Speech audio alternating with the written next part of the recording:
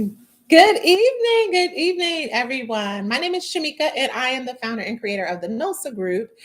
And tonight we're going to be talking about one of my favorite topics. I have a couple of different topics that I always enjoy discussing with newbies or existing members of the NOSA Group or out here on our YouTube family. It's around contracts, which is always fun, and marketing, and then kind of the process of getting started. So I know many of you guys found me here on the NOSA group because you're thinking about starting your healthcare staffing agency business. And I'm here to help you with a couple of those things, but specifically, tonight we're going to be talking about some of the 5 mistakes people make in the process of getting started. So feel free to let us know where you're from. I'm sharing or streaming this on my Facebook group. So if you haven't gotten a chance to join us on Facebook, feel free to do so. Right over here is an icon with a little F for Facebook. And go ahead and join our Facebook NOSA group where we have thousands of members throughout the United States doing either what you want to do or starting the process as well. So let's jump in. So I always love to just jump in and get into the topic. So one of the reasons I wanted to talk about this tonight was because a lot of conversations and traction and a lot of news episodes are kind of based around this healthcare staffing industry. So we're getting way more publicity than we've ever gotten in years. Some of it good, some of it bad, some of it in between, but it's been constant throughout the pandemic, obviously. But some of the other things that I have seen in the news is around kind of how healthcare staffing works, as far as you see on some news channels they talk about, oh, they're giving nurses $10,000 to go on staff at this particular facility, or this agency is giving $15,000, or this and that, and you see so many numbers thrown around, which for many people gives a perception that it's a lucrative industry. So I'm not going to lie, it is. But it's only lucrative if you do it the right way. So that's why I want to talk about some of the common mistakes. So, like any other industry, when you're starting a business, the business basics kind of look the same. So, you want to kind of plan, you want to kind of do some research, you want to talk to some people, you might get a support from a consultant or a coach, you might take a course, you might read some books online.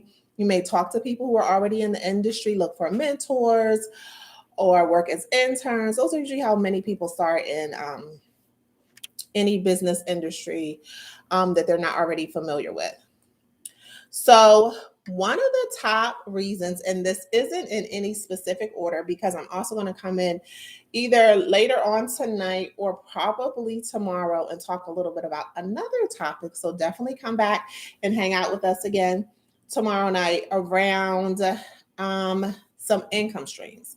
But the top 5 things that I've seen as a NOSA myself and seen other NOSAs experience that have been some of the biggest mistakes that I think you can avoid in getting started and really impact you in your first 18 months.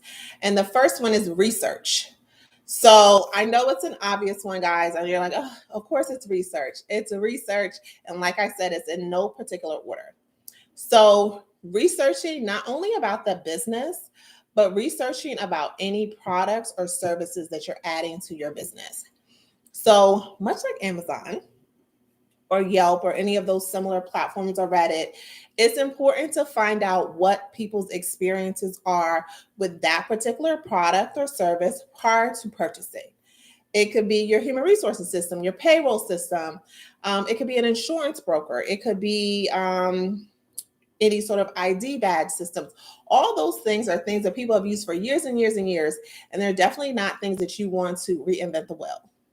So do your research. So if I'm going to use a scheduling system, I'm going to either go to the NOSA group and find out what people have been using, and there is some information about that under announcements, or I'm going to go online and Google it. I'm never, ever, ever going to see a product, maybe do a demo, and then purchase. One, that's not wise, and it may not be cost efficient. They may offer services or things in their packages that don't fit you. So you want to make sure, and because there's so many out there, you want to make sure that you find something that's a good fit. Whether it's your payroll system, your timekeeping system, your scheduling system, it could be your client relationship manager, it could be your Outlook or your Google Mail. Those are all options where you want to talk to people and find out what their experiences were with those products. And the same thing applies to services. So if you're going to use an accountant or bookkeeper, or if you're going to hire a human resources professional or director of nursing, or any of those roles, you want to pick someone who not only has the experience, but you also want to pick someone who has good references. So reference checking in any industry is key, but a referral, for instance, is a lot more reliable reference than just calling a former supervisor and getting a reference. So if someone's referring someone to you, 9 times out of 10, they've also had a good experience with that person. And then any other services, so if you get coaching services or courses or anything like that, you want to know and at least be able to access the people who have taken those courses to kind of find out what their experience was and kind of compare and see if it fits your needs. I always tell people when it comes to like product and services, you also don't want to lock yourself in. So much like many of us who started way before the pandemic, one, nobody knew the pandemic was coming, but more than that, most people weren't prepared for it. So, with that being the case, sometimes their unpreparedness was around lack of financial means. It could have been a lack of resources. It could have been a lack of support or infrastructure. So, when you're not prepared for things, when it happens, it can kind of do one way or the other. It can actually kind of push you to that next level, or it can actually crush your business. So, doing the research, products and services, making sure they're good fits, not locking yourself into any sort of contracts. We're in a undecided business. For some people it goes really well, for others it can be challenging. For most of us it's a roller coaster. High highs, low lows, it's just a part of the industry. But making sure that you are prepared for that really matters, and not making mistakes that you don't need to make. So one of the other things I tell people around getting, doing your research on product and services is if you decide to use a service, whether it's an accounting or a professional employer organization or a payroll service, don't lock yourself into contracts. There's no need. Negotiate, negotiate, negotiate. Everything we do, everything that you guys do is negotiable. So don't sign 2 and 3 year contracts, whether it's for a product or a service. Don't sign contracts connecting you to using this particular product or this particular service all the time. So keep yourself flexible so that if you have to jump out of it for financial reasons or other reasons, you're able to and not having to pay a lot of fees. So number 2, business plan. So I'm a guru on a business plan, and this is why I do believe and understand that sometimes you don't know what you don't know, but in this kind of business, you have to know it. So having a plan allows you to take out the time to get to know it. So if you don't know what a marketing strategy should look like, or a strategic plan, or how to forecast, or how to do other things in a marketing plan or budgeting, this is your chance to get to do that. And a great way to start is to work with people who already do that as their profession. And I'm not talking about necessarily working with people who are going to charge you a fee. There's so many free resources, guys, out there for you. Use them. SCORE, I talk about SCORE all the time.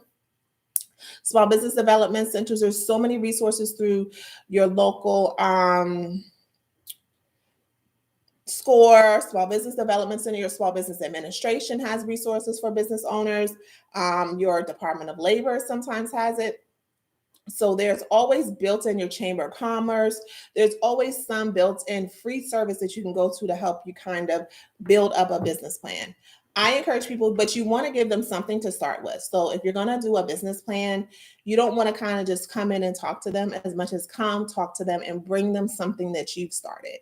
And there's so many templates. There's lots of free templates out there to get you going. And your business plan should be extensive or not as extensive as you want it to be.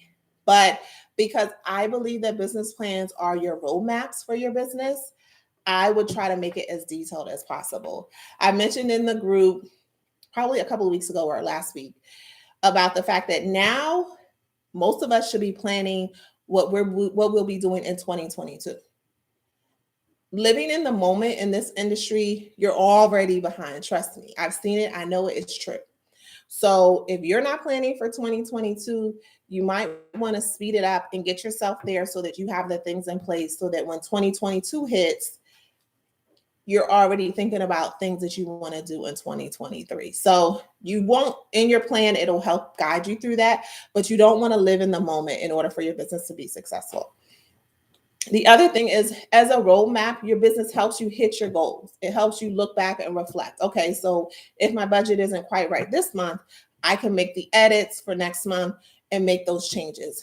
If I want to grow my business, I can add that into my business plan. I know, hey, second quarter 2022, I want to expand into another state, or I want to add travel to our business model. Those are all things that should already exist in your business plan. Number 3, because I'm going to keep it short and sweet, guys, so I'll probably just be on here for 15 minutes, is growing too soon. So one of the nice things about healthcare staffing is that you can pretty much do it everywhere. You can do healthcare staffing in every single state in the United States. And some of us do that. Most of us don't, but some of us do that. You can do healthcare staffing in your region or in a couple of states and do very, very well. Or you can do it nationally and do very well as well. But one of the things that I encourage people to do is grow slow. Because with each state, they have their own requirements, they have their own expenses. You have to pay taxes and payroll and other expenses related to just doing business in that state, along with bringing whatever people that you choose to staff in that state, or that are travelers if you decide to do travelers. Growing can be a good thing and it can be a bad thing, mostly based on how your infrastructure is set up.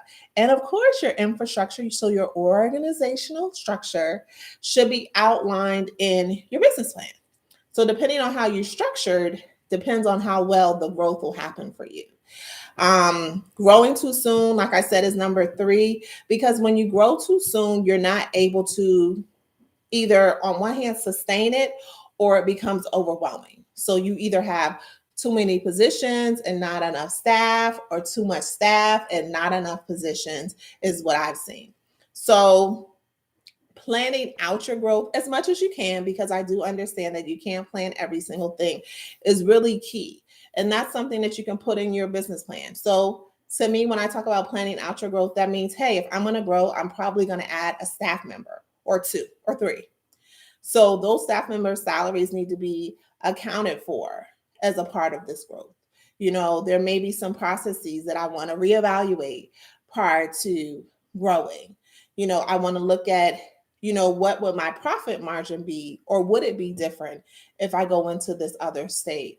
Is there an equal amount of opportunity? Have I done the research as far as, what are the other staffing agencies in this area? Am I coming into a state that has a lot of competition?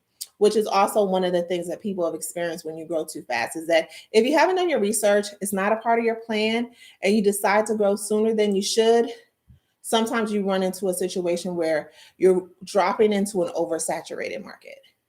And part of that is the research. So I'm a believer in, there's definitely plenty of opportunity out there for everybody, but that's only if you plan accordingly.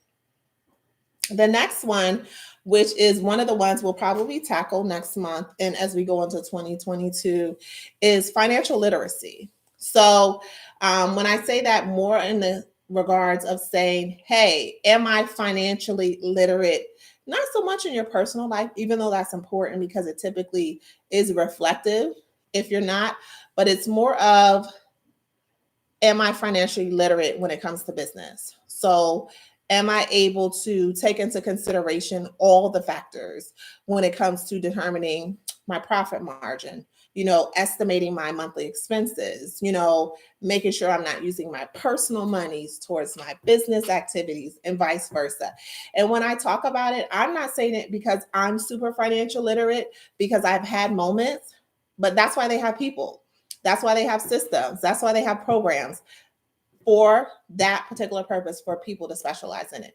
But if that's an area that you struggle in, financial literacy, go get educated. Talk to people, ask questions. So anybody that talks to me, whether it be personally or professionally, knows that I love to ask questions. And that's really how you know. We're not built to know everything. So ask questions, do your research, look online. Google is your friend, and YouTube University is amazing. So make sure to do that. And you also want to make sure, like when you're reading contracts involving money, that you're clear. And if you're not, you get with the right professionals that can help clear things up for you or give more of a layman's explanation as to what it is, as well as what the impact is. Many people in their first 18 months sign contracts and different agreements and end up getting their money tied up, where it could be a long-term contract, or it could be that if you end the contract sooner than this time period, we can then sue you or go back and you have to pay a certain amounts of money. So you want to make sure that you're literate as far as the things that you're reading, the agreements that you're signing, as well as you're financially literate in the business process. So you want to know about, properly invoicing. What does that look like? A big question that comes up in the group a lot. And over time, I'll touch on some of the other bigger questions is around billing overtime. So can you bill overtime and what that looks like? So one of the responses is, of course you can bill overtime, but you can't bill overtime unless it's in the contract that you have with the organization that you're providing staffing services. So billing overtime doesn't look like paying employees. So yes, you can set it up where you bill overtime at 40 hours per week. But if you bill it or you don't bill it or you don't put it in your billing requirements, you're going to always have to pay employees 40 hours a week. And a lot of that is based on the shift. So your billed hours is your agreement of how much your client is going to pay you for the hours worked. You have to put the language in over 40 hours, overtime bill rate, hazard pay bill rate. Otherwise, you'll just get the same rate no matter what the employee does. And then later on, still, like I said, have to pay the employee based on labor laws if they work 40 hours a week, or if they're in other states where there's different requirements. You're still going to have to do that because it's a different relationship, because it's a different dynamic. So as an employer, what you're required to do and have to take care of is a little bit different from a billing standpoint of view than employees. The other thing is budgeting. So if you don't have a budget, you shouldn't really be rocking and rolling with your business as of yet. It's something that you want to sit down with. As always, free resources. Excel has amazing budgets. They have pie, they have graphs, they have traditional budgets. Sit down and account for where your money is going and where you're spending most of your money. If you're spending it in a direction that you don't want to, or if you're planning to grow, incorporate that in your budget so that once you reach a certain level, you can actually branch out and do it, because not only does it make sense from a organizational standpoint of view, it makes sense from a financial standpoint of view. And then the last one, which I think we all do, unfortunately, is around comparing yourself to others. So as I talked in my post here on YouTube, as well as in the group, my journey to becoming a NOSA looks totally different than everybody else's. So I am a second career nurse. I've been a nurse for about 10 years now. Prior to that, I was doing human resources with the federal government. So my transition looked different. And I also came with some built-in things that some people don't. So in comparing yourself to others, it's not beneficial and it's not wise, even though we all do it, because when you compare yourself to other people, you also tend to compare the successes or the outcomes. When you're not getting the full story, you don't know their experience, you don't know who they know, you don't know the dynamics or other jobs and things like that, or research or courses or certifications they've gotten to get them to that place. So it just does yourself a disservice. My motto is success is success, success. Everybody's road there looks different, which makes their story unique. And there may be places where there's similarities, which I totally appreciate, because then there becomes a common place where people can talk about, yeah, I did this and that. And it turned out this way for me or it turned out that way for me. But comparing yourself to others or thinking, oh, which is another question that comes up often, oh, well, I've been working at getting my contracts for months and months and months, and I haven't had any success. And then maybe after that, you see someone else's post who did it for 6 weeks and was able to get a contract. You have to think about, hey, I'm not that same person. I may or may not be doing the same things that they're doing. And if I'm in a different city, if I'm in a different specialty, all those things matter. You know, how comfortable I am with doing cold calling. Am I using additional resources to do it? And those are always great opportunities to learn, which is primarily why I share those types of posts, because you want to learn from what that person did. But it's not to say that if you do it, you'll have the same outcome. I tell people, even with the cold calling and comparing your experiences, because that's typically where it's around, you have to understand that sometimes people's outcomes is situational. So sometimes it's being at the right place at the right time with the right situation, you know, being and talking to the right person. But sometimes it is being prepared, being persuasive, and following up. Sometimes it could be, you know, doing your research and showing up in person and connecting with and managing personnel. So it can be a variety of different things that kind of move that place or that person in the right situation. But one of the things that I will say that should be consistent across the board is your mindset. So if I'm doing cold calls, trying to get my first contract, my mindset is a little bit more powerful than how I'm feeling about that circumstance. So, how you set your mind, the people that you surround yourself around, that self talk that you do to yourself on a day to day basis, how prepared you are for the day, your level of organization to kind of meet your goals, goal setting, which is a topic we'll definitely talk about in the future, really do matter. So, those things that people do are equally as important as picking up the phone call or sending the email or connecting with someone on LinkedIn towards your success. So again, as always, thanks for hanging out with me tonight, guys. Like I said, I might do one more video tonight. We'll see. If not, I'll do one tomorrow. Just talking about tonight, we've just been talking about the 5 most common mistakes that healthcare staffing agency owners make in their first 18 months that they should avoid. And those 5 mistakes are research. Do your research on everything and everybody. 2, business plans. Business plans are important. They can be tedious, they can take long, but please take the time because they become your roadmap for your success. They become your roadmap for your growth. They become your roadmap for your expansion or that partnership or that collaboration.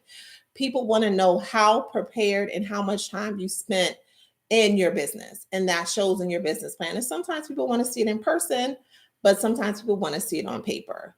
3, growing too soon. Growth is great. There's so much opportunity out there. So many people in healthcare staffing have done well. So many agencies have popped out of nowhere. But if you grow too soon, it's not sustainable. So my goal for you guys who are interested in the industry is to not only launch your agency, to start it, to be successful, but to be sustainable. So that when I talk to you guys in like 10 years, you're either still growing your agency or you've gone off to do something else that you're interested in from a business perspective, but not that you started, you've had to stop, you have to start over when you could have just avoided some of these common mistakes. Number 4 is financial literacy. We don't know everything. You know what you know. And if the financial side of things you're challenged on, take out the time, connect with the right people, talk to accountants and tax professionals. Don't make choices based on what other people are doing or say. I'm a strong believer in I am not a tax professional. So I give that caveat because I want you to know this is my experience or this is what I'm doing. It is not to say that you should be doing it. If you need help with budgeting or you need help with forecasting or doing different types of worksheets or balance sheets, connect with people. There are a lot of free resources through SCORE, Small Business Development Center. All of those places have online presence. They have a lot of online material and Zoom sessions. attend one, participate, ask questions. Um, and make sure that you understand what you're reading and that you're not tying yourself down to any long-term contracts. And then finally, don't compare yourself to others. My journey is not like anyone else's or the next person or the next person. That's what makes me unique. That's what makes me who I am. I want you guys to win being yourself, doing what you do well, identify the things that you're strong at, work at the things that you're not, and keep going. As always, thanks guys for being a part of the NOSA group and hanging out with me tonight. I hope to come back tonight or tomorrow and talk a little bit about multiple income streams. So other income streams that you can add to your staffing agency for success. So as always, join us every other Wednesday for NOSA office hours on from 12 p.m. to 2 p.m. Eastern. I'll leave the information here for you guys to check it out. And I hope you guys have an amazing rest of your Sunday.